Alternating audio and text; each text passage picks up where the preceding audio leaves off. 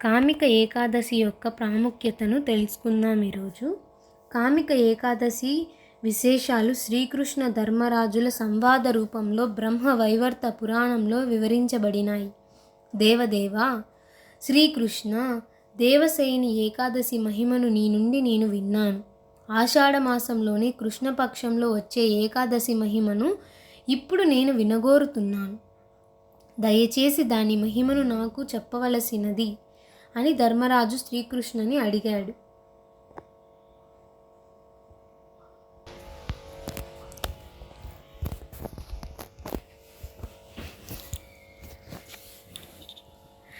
దానికి ప్రత్యుత్తరముగా శ్రీకృష్ణుడు ధర్మరాజుతో, రాజా, సమస్త పాపాలను నశింపజేసే ఈ ఏకాదశి వ్రతవర్ణను సావధానంగా విను.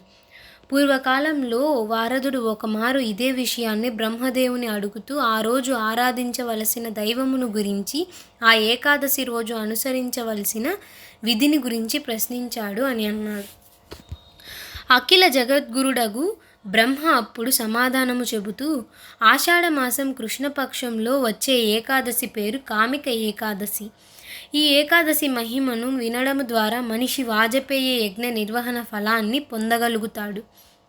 ఆ మంగళమయమైన రోజు మనుజుడు శంఖ చక్ర గదా పద్మధారి అయిన విష్ణువును ఆరాధించాలి. గంగా తీరము, కాశీ, నైమిసారణ్యము, పుష్కర్ వంటి తీర్థస్థానాలలో వసించి అక్కడ స్నానం చేయడం వలన కలిగే ఫలము ఆ రోజు కేవలం విష్ణు ఆరాధనచే లభిస్తుంది. కేదార్నాథ్లో, కురుక్షేత్రంలో లేదా సూర్యగ్రహణ రోజు చేసే స్నానము వలనైనా లభించనట్టి ఫలము ఆ రోజు శ్రీకృష్ణుని ఆరాధనము వలన తప్పక లభిస్తుంది.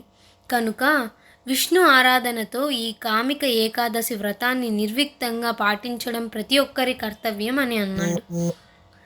వీరు తామరాకును అంటని చందముగా కామిక ఏకాదశి ప్రభావం వలన మనిషి పాపము విముక్తి చేసుకోగలుగుతాడు, అంటదు.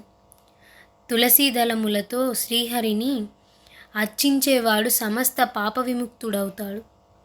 తులసీ దర్శనమే సర్వ పాపహరము. తులసీ స్పర్శ దేహాన్ని పవిత్రము చేస్తుంది. తులసీ ప్రణామము ద్వారా మనిషి రోగ విముక్తుడవుతాడు. తులసీకి స్నానం చేయించడం ద్వారా మనిషికి యమరాజ భయం పోతుంది. తులసీ మొక్కను నాటడం ద్వారా మనిషి శ్రీకృష్ణునితో కలిసి జీవించే భాగ్యాన్ని పొందగలుగుతాడు. తులసీ దళాలను శ్రీకృష్ణ పాదార విందములకు అర్పించడం ద్వారా ఎవడైనా విశుద్ధ భక్తి పొందగలుగుతాడు. ఏకాదశి రోజు తులసీదేవికి నమస్కరించి నెయ్యితో దీపారాధన చేసే వాని పుణ్యాన్ని చిత్రగుప్తుడైనా ఎన్నలేడు.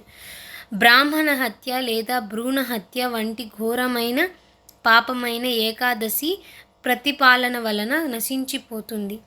అది ఈ ప్రతిపాలన వలన కలిగే గౌణ ఫలము. ఈ